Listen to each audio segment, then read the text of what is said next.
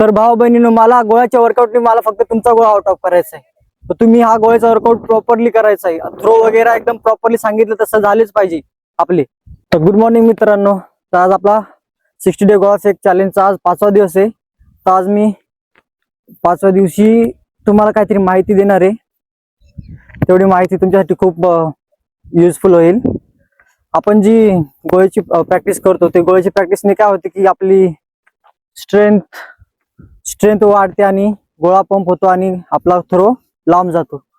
तर आपण प्रॅक्टिस कशी करायची का रोज डेली 60 डेज न गॅप देता आपल्याला गोळ्याचा वर्कआउट करायचा आहे. तर आपण डेली तुम्हाला वर्कआउट तर माहिती आपले मागच्या व्हिडिओमध्ये आम्ही तुम्हाला सांगितलं कोणता वर्कआउट आहे आणि काय आहे. आज तुम्हाला मी हे सांगणार आहे का तुमचा गोळा आउट ऑफ जात का नाही. तुम्ही नाही का निगेटिव्ह थिंकिंग करता त्याच्यामुळे तुमचा गोळा आउट ऑफ जात नाही. तर तुम्हाला काय करायचंय का पहिलं पॉझिटिव्ह थिंकिंग तुमच्या मनामध्ये ठेवायची आहे. तर तुम्ही बघा आता आपण काय करतो की कोणी म्हणते की रनिंग केल्याने आपला गोळा आउट ऑफ जात नाही, पण असं काय राहत नाही. समजलं ना. गोळा आउट ऑफ जातो, स्वतःवरती भरोसा ठेवायचा. गोळा आउट ऑफ 100% जाईल. वर्कआउट केल्यानंतर गोळा आउट ऑफ जातो म्हणजे जातोच.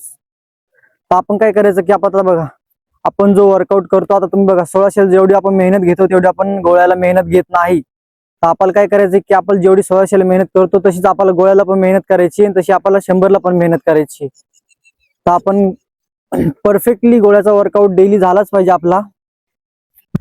आणि जास्तीत जास्त तुम्हाला वर्कआउट झाल्यानंतर तुम्हाला नाही का स्टँडिंग थ्रोची प्रॅक्टिस करायची. आपली स्टँडिंग थ्रोनी काय होती की आपण बोटाने जो पंप बसतो ना त्याचा आपल्याला रोज इफेक्ट पडतो त्याच्यावरती.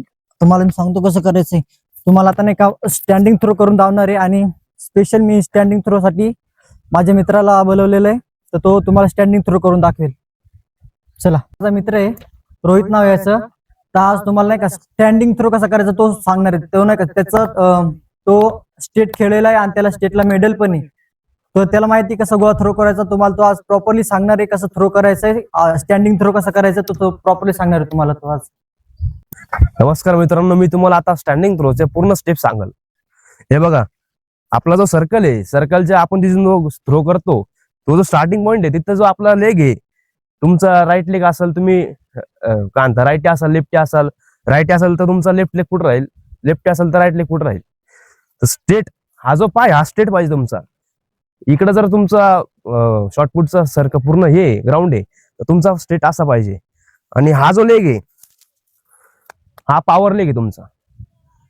हा लेग तुमचा पूर्ण असा पण नाही पाहिजे, असा पूर्ण स्ट्रेट पण नाही पाहिजे. हा एक ऍक्टिव्ह अँगल आहे, ऍक्टिव्ह अँगल त्या ऍक्टिव्ह अँगलनेच पाहिजे पूर्ण टोवर. आणि हा जो पाय हा पूर्ण जमिनीला स्टेप.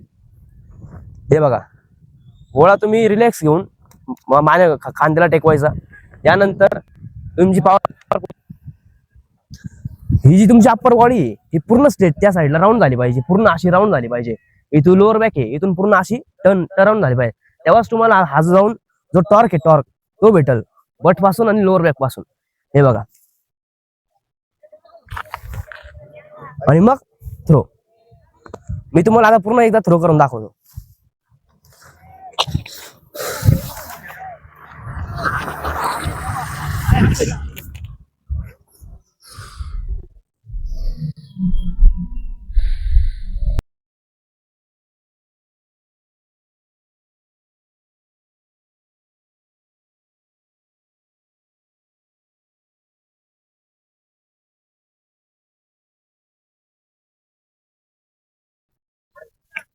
तर तुम्ही आता बघितला की स्टँडिंग थ्रो कसा करायचा आणि स्टेपिंग कशी त्याची. स्टँडिंग थ्रो असा प्रॉपरली झालाच पाहिजे.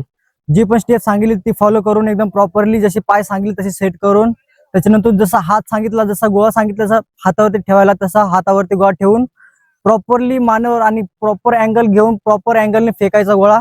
ते सगळं एकदम प्रॉपरली झालंच पाहिजे. आणि हा वर्कआउट केल्याच्या वेळेस नाही का आपला शोल्डर मध्ये पेन होतो तेवढा पेन तुम्ही सहन करणार तेवढा तुमचा गोळा वाढणार एवढं लक्षात ठेवा. कारण की जितकं पेन होतं तितकं गेन होतं एवढं लक्षात ठेवायचं.